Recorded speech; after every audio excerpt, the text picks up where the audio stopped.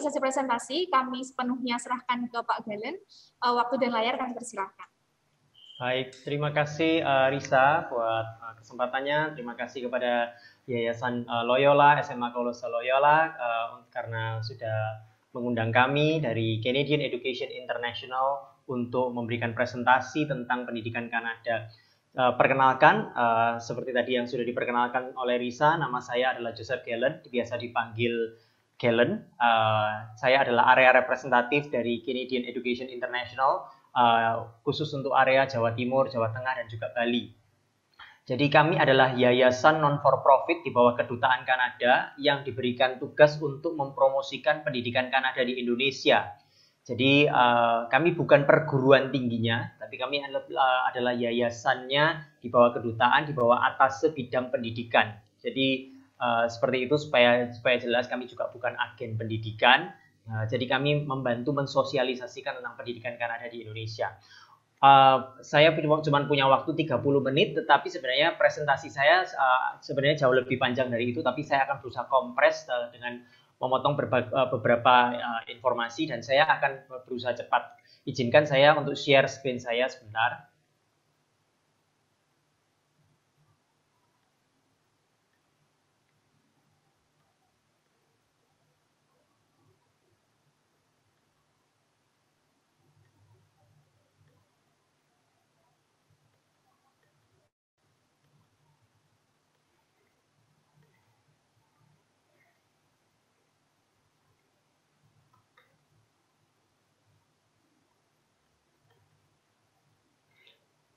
Oke, mungkin Risa bisa membantu mengkonfirmasi apakah layar saya sudah tampil?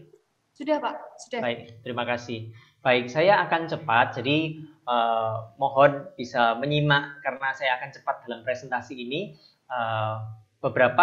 Saya akan mulai dengan beberapa fakta tentang international student yang ada di Kanada berdasarkan data tahun 2020. Jadi tahun 2020 kemarin total ada sekitar 530.000 lebih international student yang studi di Kanada dari semua level. Jadi dari level kita ngomong elementary school, SD, sampai ke kita ngomong doktoral, S3 atau bahkan postdoktoral. Dan angka 530.000 lebih ini sebenarnya mengalami kenaikan yang stabil selama satu dekade, jadi 135% dari tahun 2010, akan tetapi mengalami penurunan dari tahun 2019, yang mana ini dialami oleh semua negara di dunia oleh karena kondisi pandemi COVID-19. Jadi ada penurunan memang dari tahun 2019, sebelumnya selalu meningkat, tapi ini kondisi umum. Karena juga border kemarin sempat tutup tahun 2020, sekarang sudah dibuka kembali.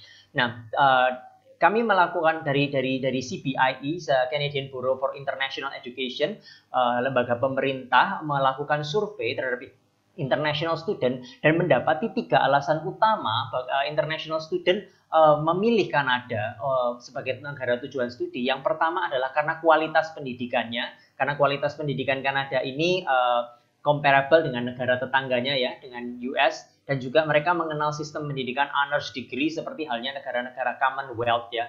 Dan sistem pendidikan S1-nya sistem pendidikan 8 semester seperti juga di Indonesia, kualitas pendidikan yang dikenal worldwide. Kemudian juga reputasi Kanada sebagai negara yang toleran dan terkenal sebagai negara yang tidak diskriminatif. Dan hal ini teman-teman, Bapak Ibu sekalian bisa browsing sendiri, bisa cari informasi sendiri bagaimana Kanada sangat terkenal sebagai negara yang welcoming, negara yang sangat welcome terhadap budaya asing, terhadap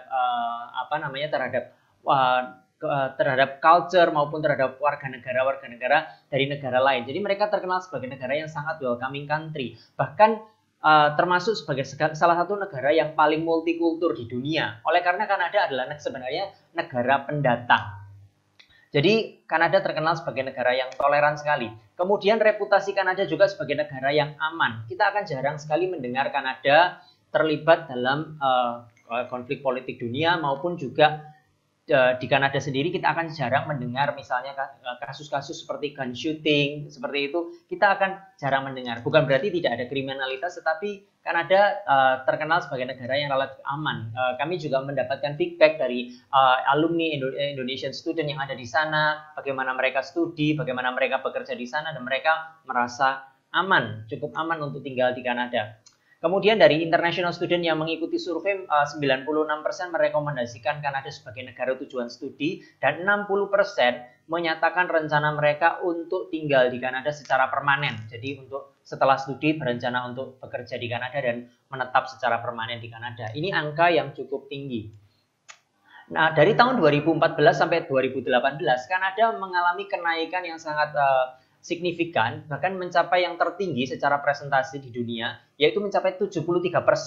Jadi rekrutmen untuk international student dibandingkan negara-negara lain yang juga mengalami peningkatan tetapi tidak sesignifikan Kanada. Ini tidak lepas dari kebijakan pemerintah yang memudahkan. Salah satu tadi alasannya adalah dari tiga alasan itu juga kemudian karena kebijakan pemerintah yang memudahkan untuk international student bisa menetap di Kanada setelah mereka lulus studi. Kemudian Kanada juga menempati peringkat yang keempat di dunia sebagai negara yang menerima international student di level post-secondary, yaitu setelah SMA, setelah US, UK, dan Australia. Dari total 530.000 lebih international student tadi, 75% memang ada di level post-secondary. Maksudnya di level setelah high school, kemudian mereka studi di level perkuliahan istilahnya, baik itu masuk ke college atau mau ke university. 75% total populasi international student adalah di level post-secondary tersebut.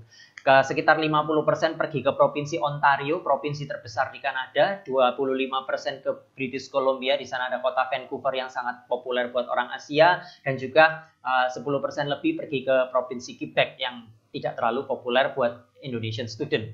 Dan bidang studi yang populer di Kanada adalah bidang engineering yang berkaitan dengan segala bidang engineering, business, juga natural and social science. Ini update terbaru, kemarin di sekitar bulan Juli, kita mendapat update dari US News World Report Ranking menempatkan Kanada sebagai negara terbaik di dunia. Jadi tahun lalu posisi Kanada nomor 2, tapi tahun ini posisi Kanada nomor 1 terbaik di dunia. Jadi dari berbagai aspek pendidikannya, kualitas kehidupannya, dan yang lain-lain, Kanada ditempatkan sebagai negara yang terbaik di dunia. Jadi untuk untuk kehidupan, untuk kesejahteraan, kebahagiaan warga negara. Dan ini tidak terlepas dari tindakan pemerintah Kanada yang cukup cepat dan tanggap dalam penanganan vaksin. Jadi sudah sangat banyak, secara presentasinya sudah tinggi warga negara yang mendapatkan vaksin. Bahkan untuk orang asing juga begitu mudah untuk bisa mendapatkan vaksin di Kanada. Ada 3 poin yang saya akan berusaha cover di presentasi ini secara cepat, yaitu tentang serba-serbi Kanada, kemudian tentang pendidikan di Kanada, dan tentang opportunity atau kesempatan bekerja di Kanada. Yang pertama saya akan secara cepat bercerita tentang Kanada. Kanada adalah negara kedua terluas di dunia setelah Rusia secara land area. Jadi Kanada ini negaranya sangat luas secara land area, tetapi penduduknya cuma sekitar 36 juta. Gambarannya buat teman-teman dan Bapak Ibu sekalian, besarnya Kanada ini secara land area 5 kali lipat Indonesia, tetapi jumlah warga negaranya hanya sekitar Provinsi Jawa Timur, sekitar segitu. Jadi mungkin kita membayangkan itu pasti sepi kalau gitu ya. Jadi 5 kali lipat Indonesia tetapi penduduknya cuma se-Jawa Timur. Tetapi kalau kita ke kota-kota di Kanada, kota-kota utama, kita tidak mendapati juga seperti itu. Karena populasi Kanada itu tinggalnya merapat sekitar 300 mil dari perbatasan Amerika dan Kanada. Kalau teman-teman melihat peta ini, di bawah British Columbia, Alberta, Saskatchewan, Manitoba, dan Ontario adalah United States of America. Dan populasi Kanada, warga negaranya terkonsentrasi mendekati perbatasan, 300 mil dari perbatasan Amerika-Kanada. Jadi memang kalau kita lihat yang di atas daerah teritori yaitu Yukon, Northwest, dan Nunavut, memang di sana cukup sepi. Tetapi kota-kota utama itu terletak di bawah, jadi mendekati perbatasan Amerika-Kanada. Jadi kalau kita ke sana, misalnya kita pergi ke Toronto, kota terbesar di Kanada, memang tidak seramai Jakarta. Tapi di sana penduduknya juga lumayan karena di sana ada 5 juta lebih total populasinya. Jadi lumayan nggak kita nggak merasa sepi. Demikian juga kalau kita ke Vancouver. Jadi kita tidak akan merasakan kota-kota utama di Kanada itu sepi. Kota-kota tujuan studinya itu sepi karena mereka penduduknya terkonsentrasi jadi ke bawah. Kemudian Kanada ini adalah negara yang sangat multikultur seperti saya katakan tadi, 1 dari 5 warga negara Kanada tidak lahir di Kanada. Jadi 20-22% dari warga negaranya itu adalah imigran. Apakah itu mereka studi di Kanada, kemudian setelah studi mereka mengajukan kewarganegaraan, ataukah mereka berangkat ke Kanada sebagai ekspatriat kemudian mengajukan kewarganegaraan. Tetapi untuk populasi imigrasinya ini sangat tinggi di Kanada. Kanada juga adalah negara yang menggunakan 2 bahasa administratif, yaitu bahasa Inggris dan bahasa Perancis. Tetapi tidak perlu khawatir kalau tidak bisa bahasa Perancis. Selama teman-teman tidak bertujuan untuk studi ke daerah Quebec atau sebagian provinsi Newfoundland and Labrador, misalnya ke teman-teman ke provinsi yang populer seperti Ontario, British Columbia, Alberta, Manitoba, itu teman-teman tidak perlu kemampuan bahasa Perancis karena banyak mereka yang sudah tinggal di Kanada sekalipun misalnya menjadi permanent resident bahkan juga menjadi warga negara yang dari Indonesia, mereka tidak bisa bahasa Perancis sama sekali kecuali memang menuju daerah provinsi seperti Quebec, butuh kemampuan bahasa Perancis karena di sana digunakan dalam kehidupan sehari-hari.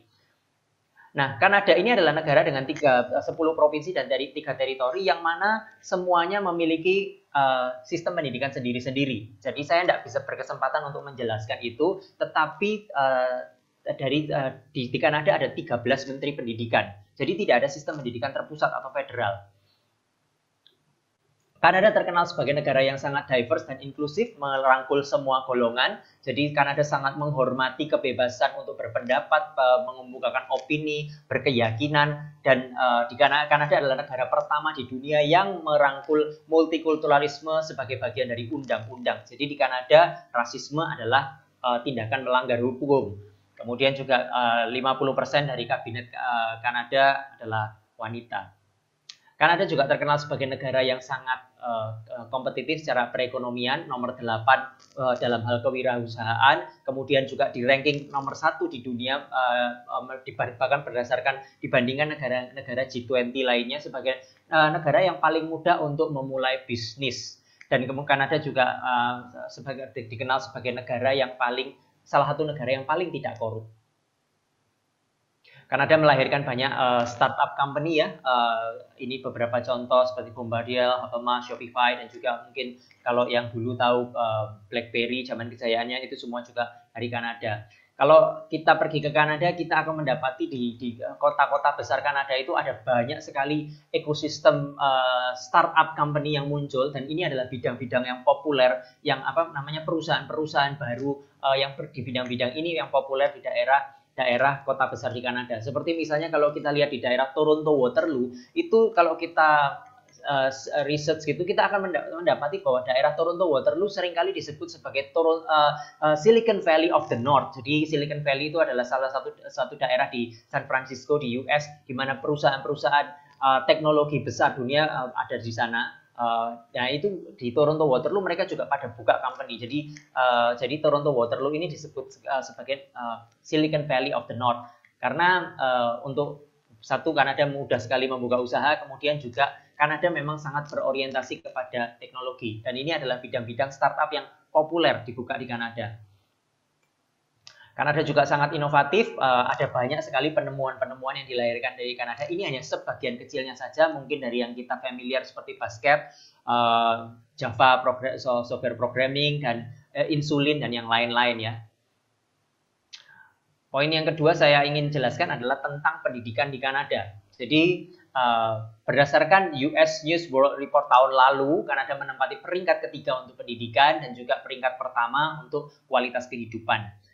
Dan kemudian Kanada juga mengkontribusikan research, jadi penelitian, scientific research itu 2,8% dari total research seluruh dunia. Mungkin kita melihat angka ini nggak terlalu signifikan, tetapi kalau kita melihat ini, kita melihat bahwa total populasi Kanada cuma 0,5% dari penduduk dunia, tetapi Kanada bisa mengkontribusikan jauh lebih besar daripada total populasinya. Angka 2,8% ini adalah angka yang tinggi berkaitan dengan kalau kita lihat jumlah populasi penduduk Kanada. Jadi Kanada adalah negara yang sangat berorientasi kepada research pengembangan teknologi. Bahkan Kanada adalah negara yang di mana college dan perguruan tingginya itu melakukan national research lebih daripada negara-negara G7 lainnya dibandingkan negara-negara seperti US, negara-negara OECD, UK, Australia. Jadi Kanada memang sangat berorientasi ke pengembangan, jadi ke research dan teknologi. Kanada juga masuk university perguruan tinggi di Kanada juga masuk di ranking top dunia. Ini yang saya mungkin nggak akan lama-lama di sini karena semua negara juga akan mention hal ini karena semuanya pasti juga ada university-nya yang masuk di ranking dunia. Kalau kita studi ke Kanada, beberapa pilihan buat kita yang setelah high school, kita punya pilihan dari yang university, college, atau career college. Mungkin yang bawah, yang elementary sama language school, nggak usah kita lihat ya. Jadi pilihannya misalnya kita dari career college, di sana ada pilihan program dari sesederhana belajar bahasa untuk jangka pendek, terus kemudian belajar program jangka pendek seperti sertifikat selama 8 bulan atau 1 tahun, atau program diploma 2 tahun atau 3 tahun, program non-gelar. Atau kita bisa juga ke college atau politeknik. Di college atau politeknik ini mereka juga menawarkan program-program yang sama, tapi mereka juga menawarkan program bachelor degree atau S1, tapi sifatnya S1 yang terapan. Berbeda dengan di university. Di university juga ada bachelor degree, tetapi sifatnya bachelor degree yang lebih akademik atau higher education ya. Jadi lebih ke arah research. Jadi mereka di university juga ada pilihan untuk studi di level master dan bahkan sampai PhD. Kalau kita membandingkan, jadi ada dua secara umum ya, yaitu university dan college. Kalau di university lebih populer untuk program-program gelar, yaitu bachelor, normal bachelor degree di sana 4 tahun, kecuali ambil program yang general itu yang ada 3 tahun. Kemudian ada program master 2 tahun dan program PhD S3 ya 3 sampai 5 tahun. Dan kemudian mereka juga punya program-program non-gelar, tapi university lebih populer untuk program gelar.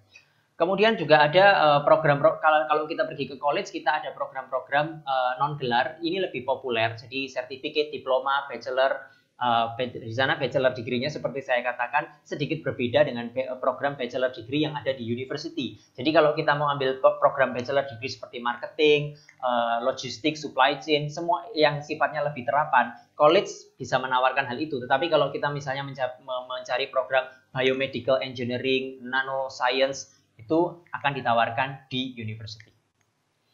Ini adalah bidang-bidang populer di Kanada untuk international student, business and administration, dan semua bidang di bawah ini termasuk finance, accounting, actuarial science, dan yang lain-lain international business. Segala yang berkaitan dengan engineering dan teknologi, termasuk kayak computer science, software engineering, dan yang lain-lain. Dan semua yang berkaitan dengan science dan khususnya biotechnology. Poin ketiga yang saya mau jelaskan di sini adalah tentang bekerja di Kanada.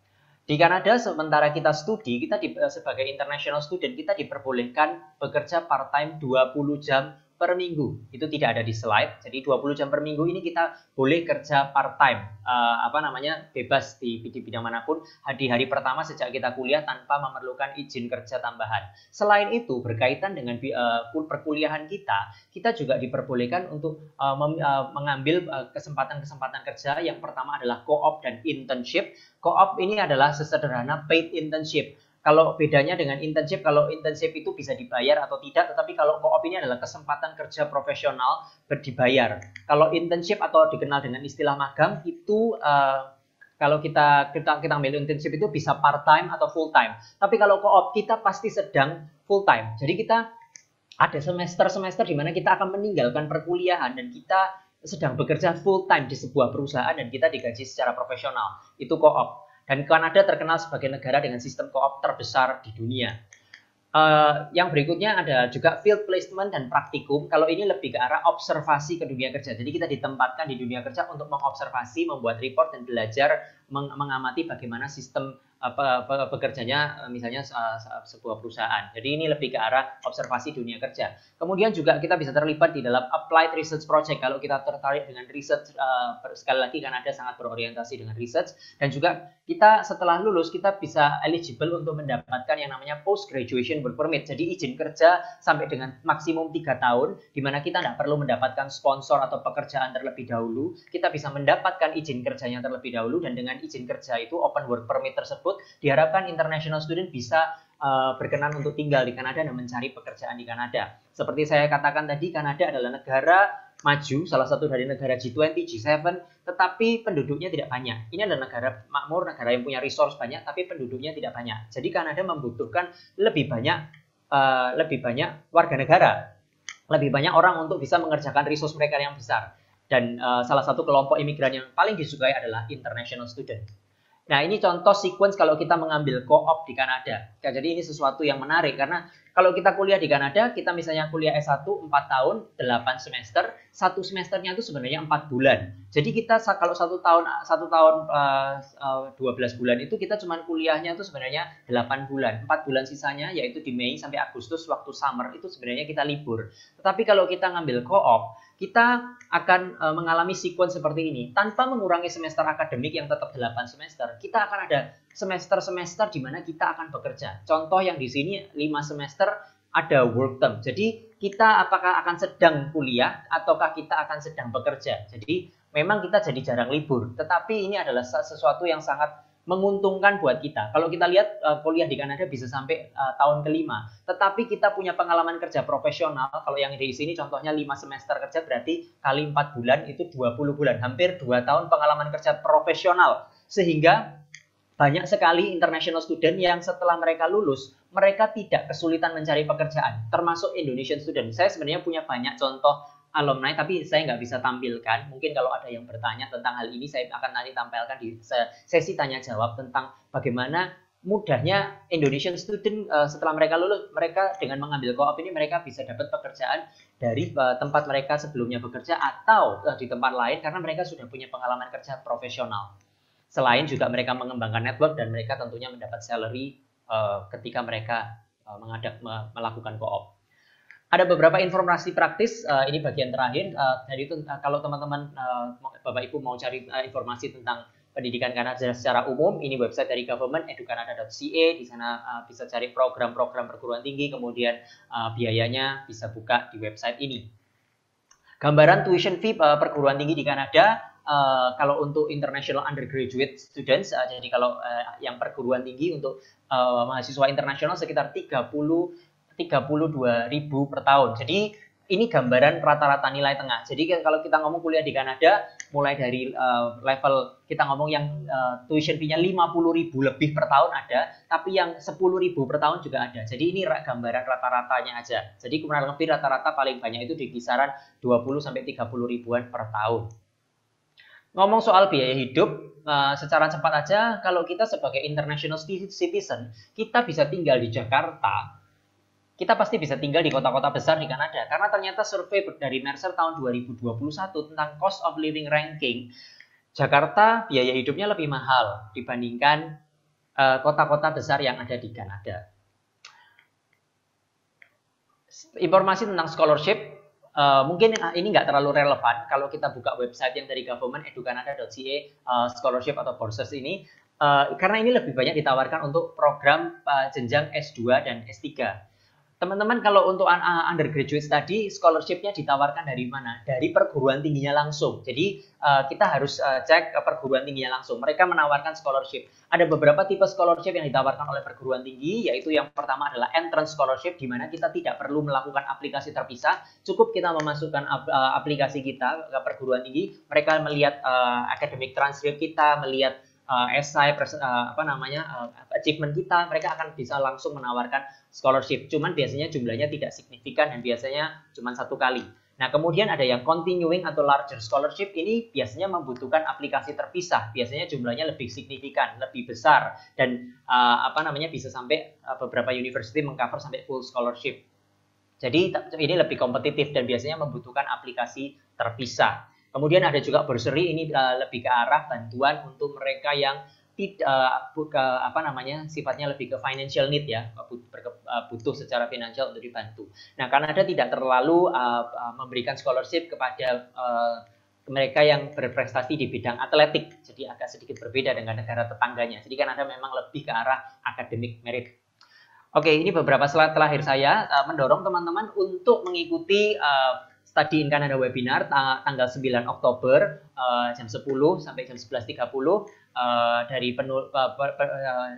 pembicaranya adalah dari Kanada, yaitu Indonesian yang sudah jadi citizen di sana, Mr. Lucky Danukarjanto. Dia menulis buku Stuff I Wish I Knew Earlier, buat supaya kita itu nggak sampai salah jurusan.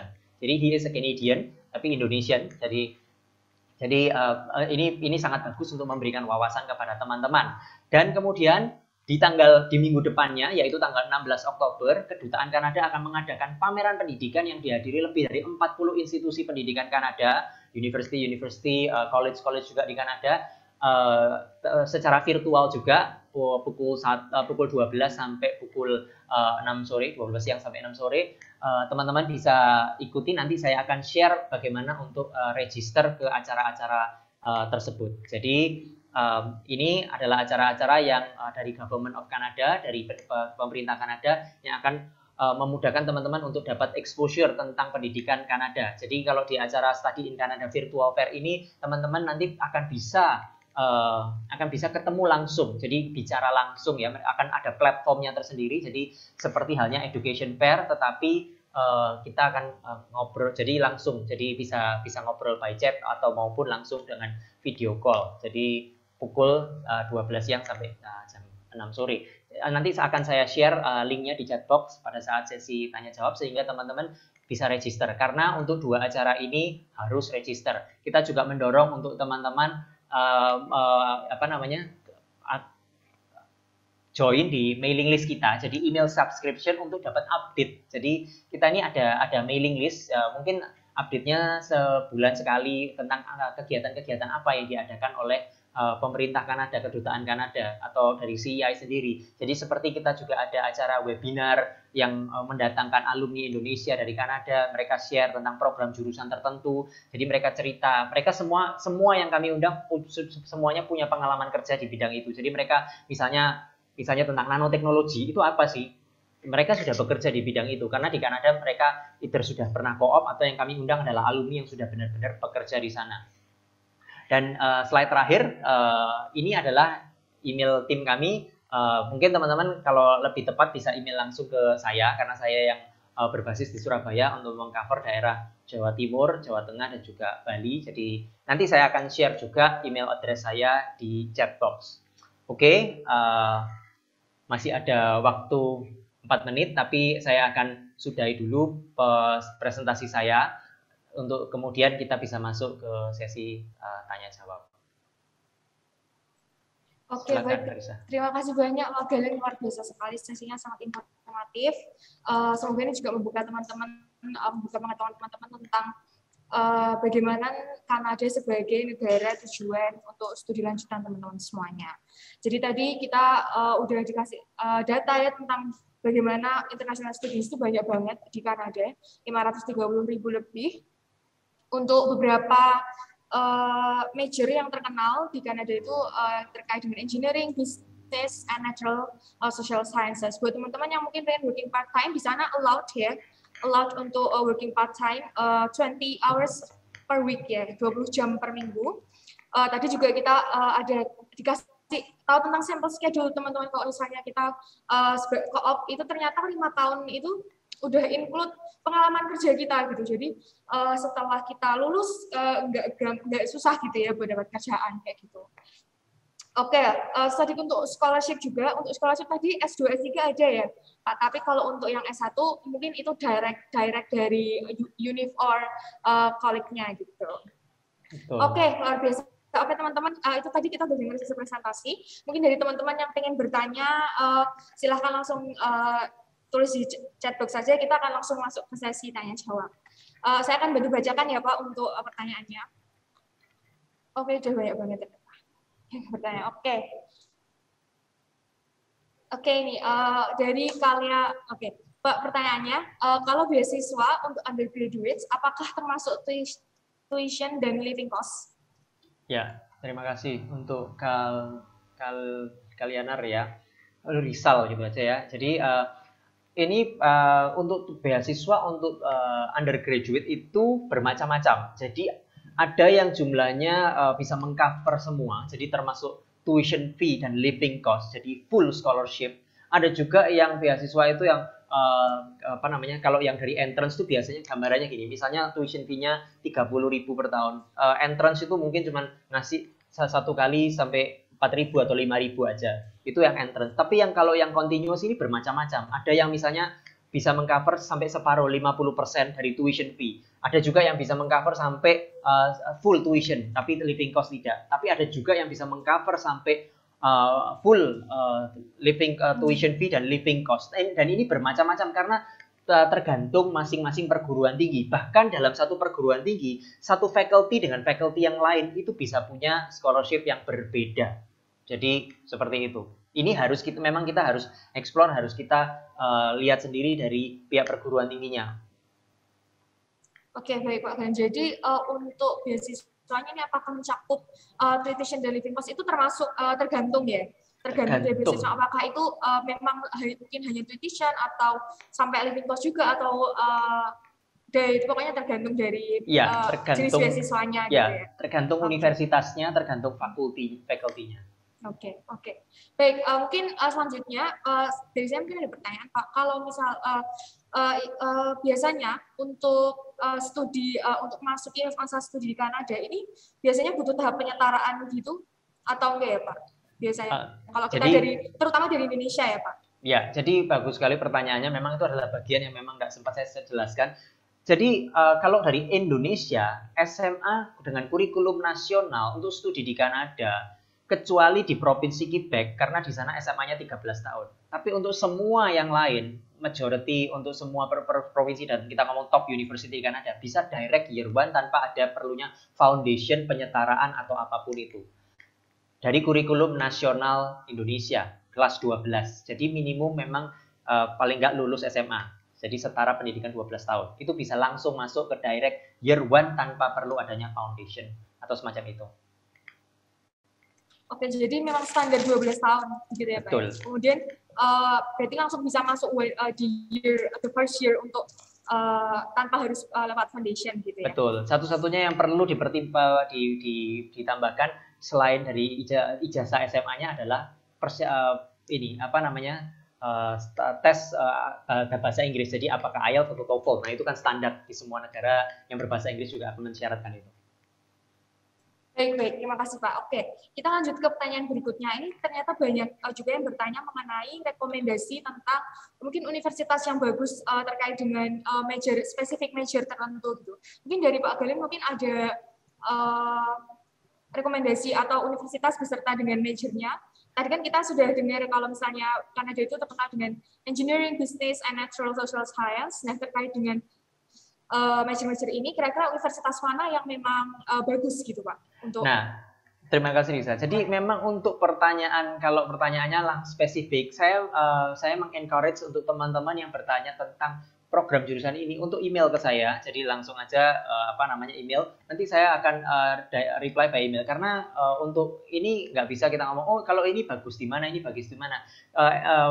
Kita harus lihat ini engineering apa. Terus kemudian ada banyak hal yang harus dipertimbangkan. Kita mau sekedar mau ranking atau kesempatan kerjanya. Jadi misalnya university di Kanada itu tidak agak berbeda dengan negara lain, karena negara lain mungkin pakai ranking gitu aja ya. Tetapi kalau di Kanada ada faktor lain, misalnya secara ranking karena dia research-nya banyak, tetapi co-op-nya tidak banyak di sana. Sedangkan yang kita mau kesempatan kerja, atau kita mau lebih ke arah, kita mau ke arah research, itu mana yang kita mau consider. Jadi saya mengencourage untuk yang bertanya tentang program jurusan apa, bagusnya di university mana, untuk email ke saya.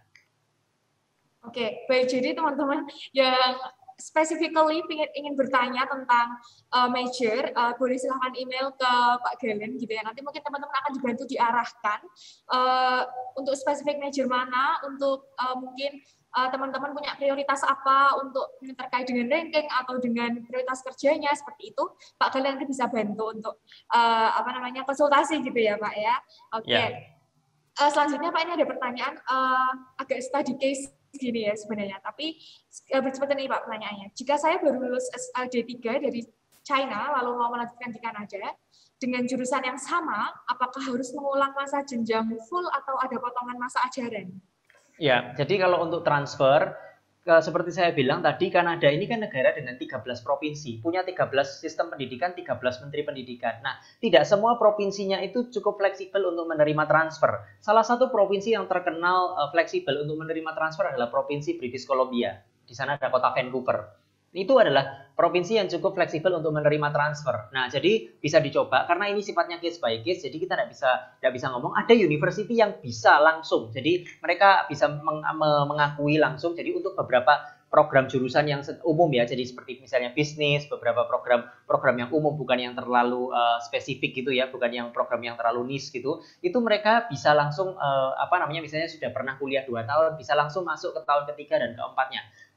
Kalau dari luar negeri. Nah, jadi itu sifatnya kan karena case by case, memungkinkan bisa memungkinkan, cuman kita nggak tahu juga karena kalau untuk transfer seperti itu harus melihat silabus. Jadi melihat transkrip dan kemudian silabus, mencocokkan silabus. Apakah ini pelajaran yang diambil di China dulu itu sudah selaras enggak mata kuliahnya dengan yang ada dijalankan di perguruan tinggi yang akan dituju.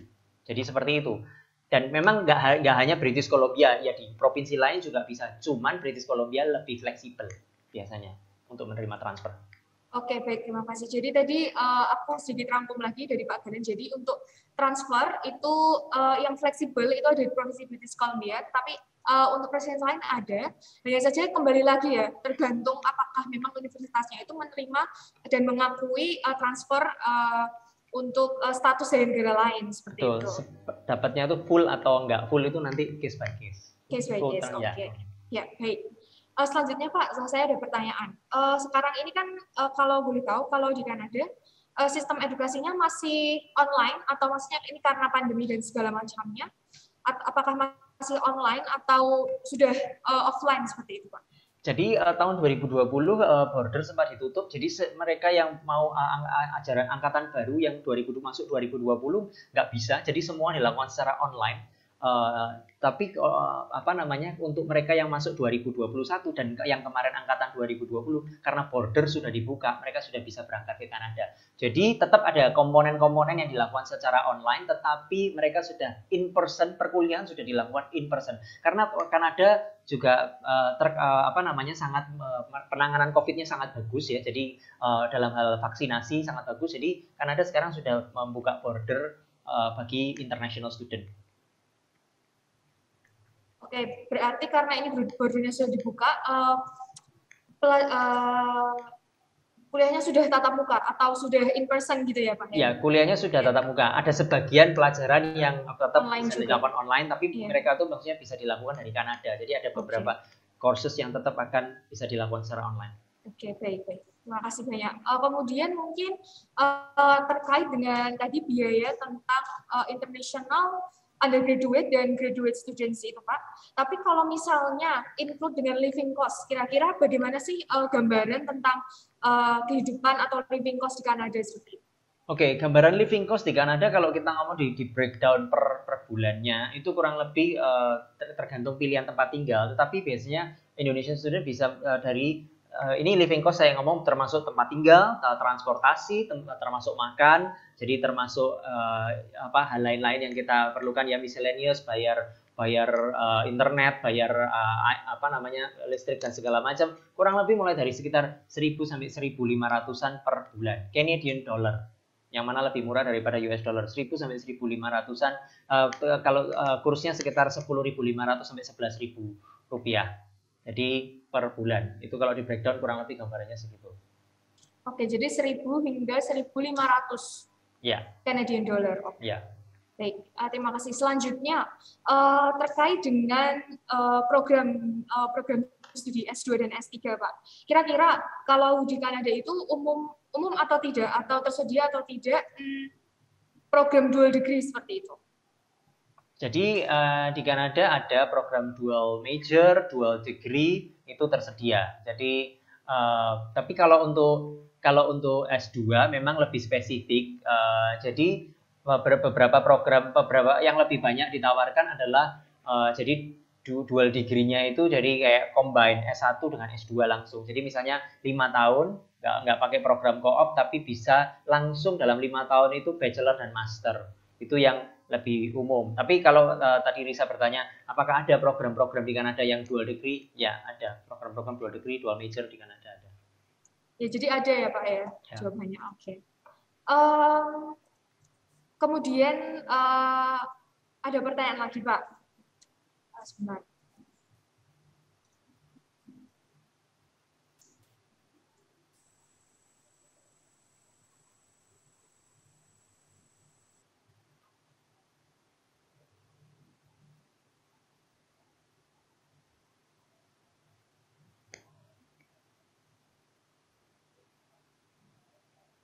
Nah, kira-kira Pak, mungkin untuk teman-teman di sini yang masih sangat baru gitu ya terkait dengan studi lanjutan ke luar negeri, kira-kira untuk spesifiknya ke Kanada, apa saja kira-kira yang perlu dipersiapkan seperti itu?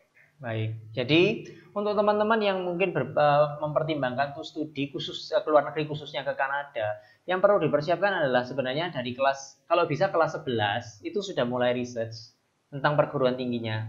Persiapannya kalau bisa dari kelas 11, karena apa? Perguruan tinggi di Kanada pendaftarannya itu dibuka 1 tahun sebelum intake. Jadi intake di Kanada itu bulan September, intake terbesarnya fall semester. Jadi bulan September, dibukanya itu Oktober tahun sebelumnya. Jadi kayak sekarang 2021 Oktober ini sudah dibuka pendaftaran untuk masuk di Kanada September tahun depan. Jadi sudah dibuka 1 tahun sebelumnya. Nah, ketika pada saat itu memang kita pada saat pendaftaran dibuka kita belum punya kualifikasi kelas 12 kan. Tetapi nanti ketika kita sudah menerima rapot kelas 12 semester 1, jadi rapot kelas 12 semester 1 terus kemudian juga nanti kalau itu kita bisa submit, nanti kalau ada persyaratan bahasa Inggris kayak IELTS atau TOEFL kita itu bisa disusulkan. Nah, itu nanti kita bisa masukkan.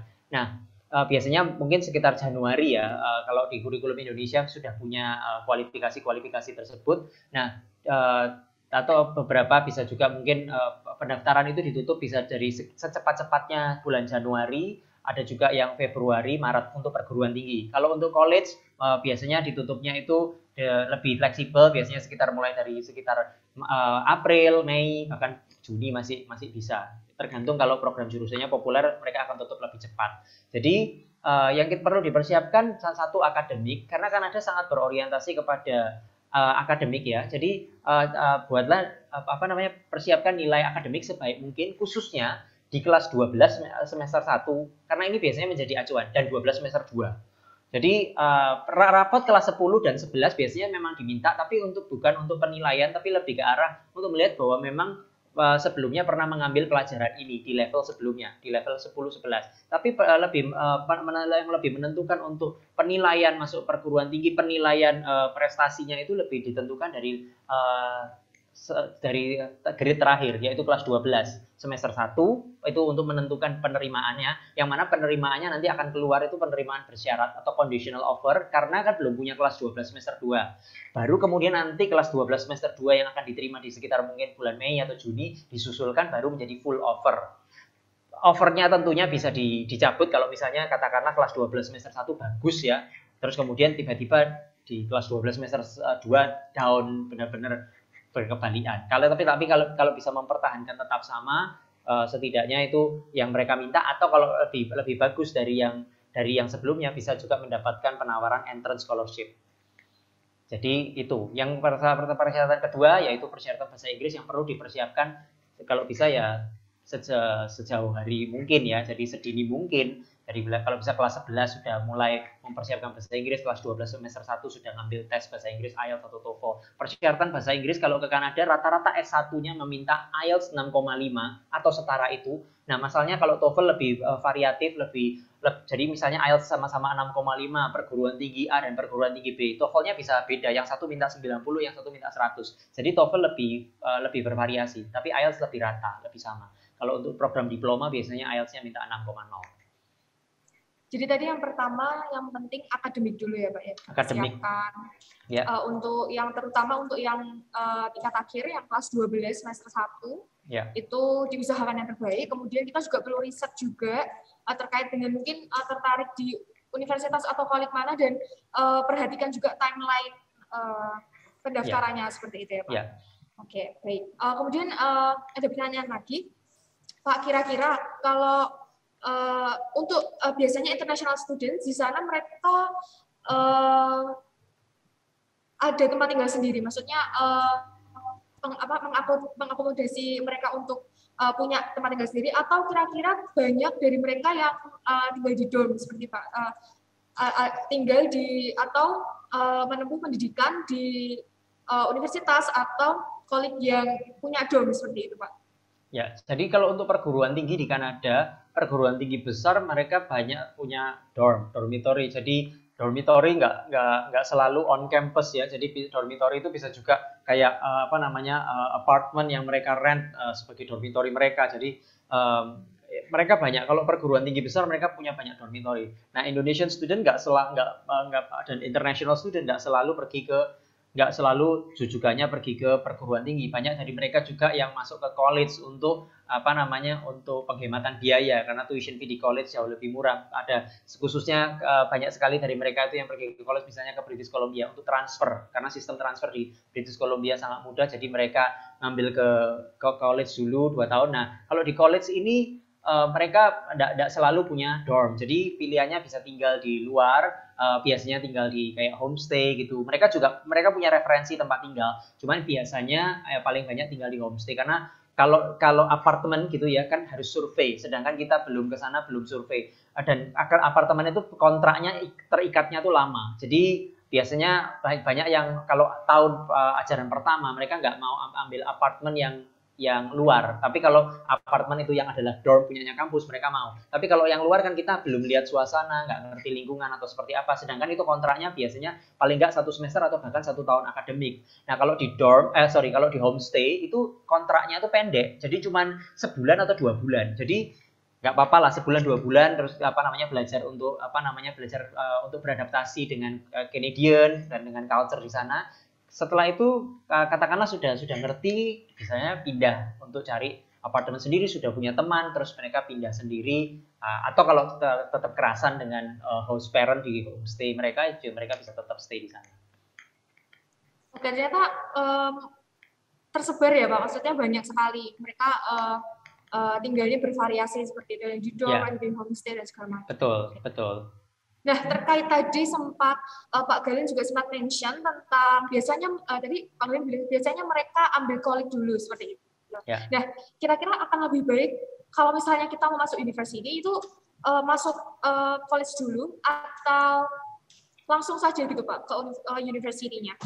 Jadi kalau biasanya yang mempertimbangkan ke college dulu kebanyakan adalah mereka yang pergi ke provinsi British Columbia, karena sistem provinsi British Columbia sangat fleksibel untuk transfer. Bahkan tidak perlu kerjasama antara college dengan university, tapi ada satu sistem yang namanya BC Transfer Guide, yang langsung kita tuh bisa lihat kalau saya kuliah apa di college mana atau university apa, sama saya dengan ngambil pelajaran di college mana, university mana di dalam provinsi tersebut. Nah, itu tidak dimiliki oleh provinsi lain. Provinsi lain kalau mau transfer harus kerjasama. Jadi kebanyakan yang memilih untuk transfer karena gampang sekali transfernya, mereka pergi ke provinsi British Columbia untuk menghemat biaya, karena tuition fee-nya bisa cuma seperempatnya dari university, sepertiga, separuh dari university. Jadi menghemat biaya, kemudian juga juga kelasnya kecil. Kalau university kan kelasnya langsung besar ya. Kalau kita level independensinya atau confident kita belum besar, banyak sekali yang masuk ke ke college dulu, karena lebih gampang gitu loh untuk nyerap pelajaran, adaptasinya lebih mudah. Jadi biasanya ke British Columbia. Tapi kalau misalnya yang mempertimbangkan ke college untuk langsung sampai selesai di college, itu berarti mereka memang berencana selesai di college. Kan college juga menawarkan program diploma, advance diploma, jadi 2 tahun, 3 tahun tanpa gelar, atau juga program bachelor. Jadi di college juga ada program bachelor, cuman pilihannya tidak sebanyak di university. Bachelor yang ditawarkan di college ini ilmu terapan yang tidak seperti yang di university yang kita ngomong bervariasi. Mereka punya program-program yang arah high research research pun mereka ada. Tapi kalau yang di college kan lebih umum. Jadi kayak marketing, manajemen, dan international business dan yang lain-lain gitu. Jadi lebih umum. Jadi kalau mereka pergi ke provinsi lain, mereka kepingin tuition fee yang lebih murah, ya mereka akan kepingin mungkin berpikir untuk menyelesaikan di college. Jadi misalnya kalau pergi ke provinsi Ontario gitu ya, mereka ke college-nya ya mungkin berpikirnya ya sudah aku selesaikan di sini. Suatu hari kalau aku mau transfer, nanti aja ketika aku sudah lulus, aku bekerja, aku akan upgrade. Karena kalau gini, katakanlah gini, di British Columbia, kalau transfer itu bisa full transfer. Misalnya kita 2 tahun di college, kemudian sisa tambah 2 tahun sudah selesai university. Kalau misalnya kita di provinsi, contoh Ontario ya, kita college katakanlah sudah ngambil 2 tahun, itu kita masih harus nambah mungkin 3 tahun. Atau 3,5 tahun bahkan. Karena memang mereka tidak fleksibel untuk transfer, karena sistemnya agak sedikit berbeda. Oke, jadi kalau misalnya di college ada program yang maksudnya bisa langsung selesai gitu ya di college. Tapi kalau misalnya mau transfer, British Columbia itu sangat fleksibel ya. Betul. Tempatnya untuk kalau misalnya teman-teman mau transfer dari college ke university gitu. Betul. Mungkin lebih banyak pilihannya gitu ya. Betul, lebih banyak pilihannya tanpa harus ada kerjasama. Sedangkan kalau kita ke college di provinsi lain, kita harus mempertimbangkan college ini kerjasama dengan university mana, dan itu pun nggak jaminan sekalipun sudah kerjasama langsung kayak full transfer gitu. Iya. Baik Pak, jelas sekali. Oke, terima kasih. Kita nggak punya banyak waktu Pak, tapi ini ada pertanyaan terakhir dari teman-teman. Kira-kira untuk mengenai nilai rapot kelas 12, nilai rata-rata minimumnya berapa ya Pak kira-kira? Nah, sebenarnya kalau kayak gitu itu pertanyaan yang sifatnya university specific atau admission specific. Jadi yang pasti Pak di atas passing grade-nya, dari sekolah tersebut istilahnya KKM. Jadi di atas nilai passing grade, tapi kembali lagi ini semua adalah kompetisi. Jadi semakin program itu populer, semakin program itu populer, pasti mereka minta passing grade yang lebih tinggi. Jadi semakin program atau university-nya populer, mereka akan minta passing grade yang lebih tinggi. Nggak ada gambaran kalau mau berapa ya. Kita masuk ke program A di university yang sama dengan program B di university yang sama tersebut, itu aja bisa berbeda. Jadi nggak ada kayak kita ngomong patokan berapa ya, setinggi mungkin. Kalau pertanyaan seperti itu mungkin bisa lebih mungkin email aja, nanti kita bisa pandu gimana ngelihatnya. Di website university itu beberapa mereka menunjukkan. Jadi kalau untuk masuk ke faculty ini diharapkan kamu paling enggak misalnya low 80, berarti rata-rata low 80 itu sekitar 80, 81, 82, 83, low 80. Kalau misalnya kita cek untuk misalnya untuk faculty yang lain, diharapkan mungkin kalau ini mid 80, berarti sekitar 84, 85, 86-an rata-rata gitu. Jadi kita bisa tahu gambarannya. Itu bahkan satu faculty dengan faculty yang lain dalam satu university bisa berbeda-beda. Oke, baik. Berarti yang penting harus di atas passing grade ya. Iya, yang pasti di atas passing grade. Tapi kembali lagi bahwa yang pertama ini adalah semua kompetisi. Kalau programnya semakin populer, programnya semakin baik, itu berarti harus lebih tinggi atau harus tinggi-tingginya seperti itu. Dan yang kedua, tergantung ke universitas atau admission dari universitas masing-masing seperti itu ya Pak ya. Oke. Baik, itu tadi teman-teman, Pak Glenn juga terima kasih banyak. Itu tadi pertanyaan kita yang terakhir untuk sesi Q&A hari ini.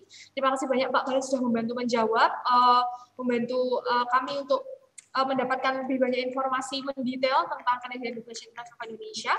Terima kasih juga teman-teman yang sudah berpartisipasi aktif dalam Q&A session pada hari ini. Terima kasih banyak Pak, kami harap semua nanti mungkin teman-teman di sini ada yang bisa bertemu sama Pak Galen gitu ya, mungkin untuk memproses studi lanjutannya ke Kanada seperti itu. Terima kasih banyak Pak Galen. Terima kasih Risa, terima kasih juga kepada rekan-rekan sekalian, terima kasih kepada SMA Kolose Loyola untuk sudah mengundang Canadian Education International berpartisipasi di acara BDikT. Terima kasih.